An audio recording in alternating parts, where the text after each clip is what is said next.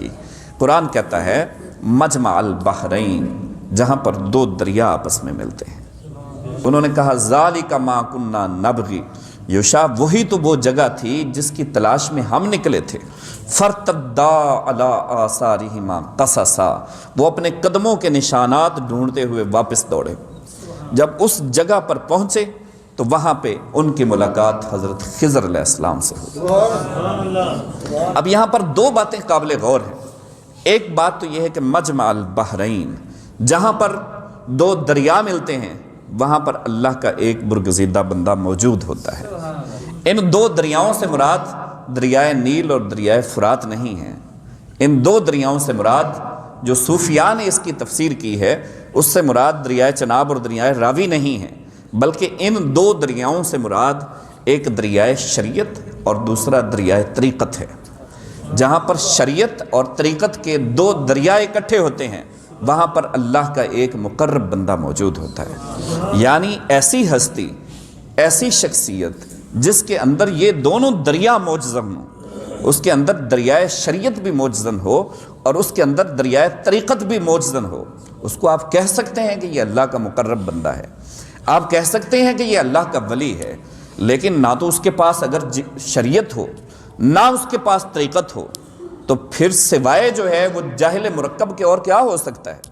کبھی یہ نہیں ہو سکتا کہ کوئی شخص دعویٰ کرے کہ میں پیر ہوں یا میں وقت کا ولی ہوں، اور لوگ پیچھے پیچھے دم ملاتے اس کے پیچھے بھاگتے رہیں اور اس کے ہاتھ چومتے رہیں اور اس کے سامنے بخاری شریف کھول کر رکھ دی جائے اور اس بیوقوف کو پتہ بھی نہ چلے کہ یہ کیا لکھا ہوا ہے اور اس کو عربی متن بھی پڑھنا نہ آئے۔ It's impossible. وہ ایک جھوٹا تو ہو سکتا ہے، وہ ایک مکار تو ہو سکتا ہے، وہ ایک فراڈیا ہو سکتا ہے، لیکن یاد رکھیں وہ پیر نہیں ہو سکتا۔ اگر اس کو نکاح طلاق کے مسائل کا نہیں پتا، اگر اس کو زکوٰۃ کے مسائل کا نہیں پتا، اگر اس کو احکام شریعت کا علم نہیں ہے، اگر اس کے پاس شرعی علوم نہیں ہے، اگر اس کے پاس اتنا نالج نہیں ہے کہ وہ تفسیر قرآن کی آیات کی لوگوں کو بتا سکے، اپنے ماننے والوں کو ایک ایک لفظ کی تفسیر بتا سکے، وہ سورہ فاتحہ کی تفسیر پڑھ کے سنا سکے، اگر اس کے پاس اتنی طاقت نہیں ہے تو یہ جھوٹا ہے،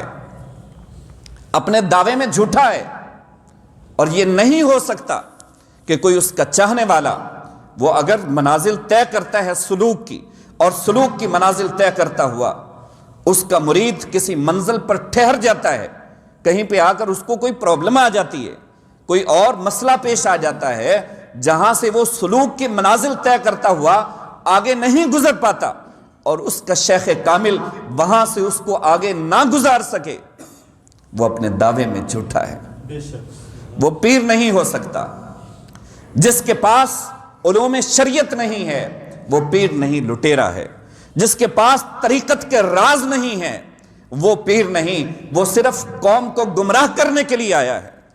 وہ لوگوں کو گمراہ کر رہا ہے، اس نے لوگوں کو روک دیا ہے علم حاصل کرنے سے، اس نے بس صرف جو ہے وہ چند ایک کرامات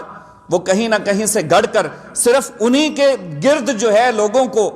انہی کے گرد طواف کرنے پر مجبور کر دیا ہے اس نے، کہ جو کچھ میں کہہ رہا ہوں یہ ٹھیک ہے،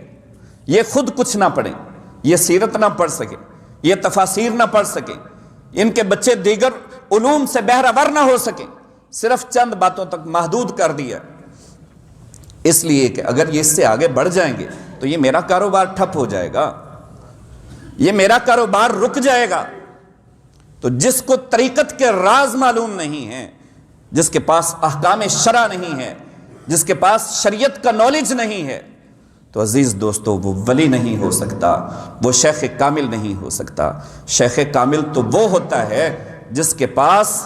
دریائے شریعت بھی موجزن ہو،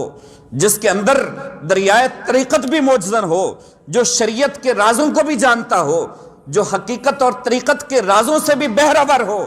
جب یہ دو دریا ملتے ہیں تو پھر وہاں جا کر کہیں پر خواجہ خواجگان حضرت ویسے کرنی موجود ہوتے ہیں، وہاں پر حضرت خضر موجود ہوتے ہیں، وہاں پر داتا گنج بخش علی ہجویری موجود ہوتے ہیں، وہاں پر شیخ المشائخ حضرت شیخ عبد القادر موجود ہوتے ہیں، وہاں پر حضرت بابا فرید الدین گنج شکر موجود ہوتے ہیں، وہاں پر خواجہ ہند الولی موجود ہوتے ہیں۔ جب یہ دو دریا آپس میں ملتے ہیں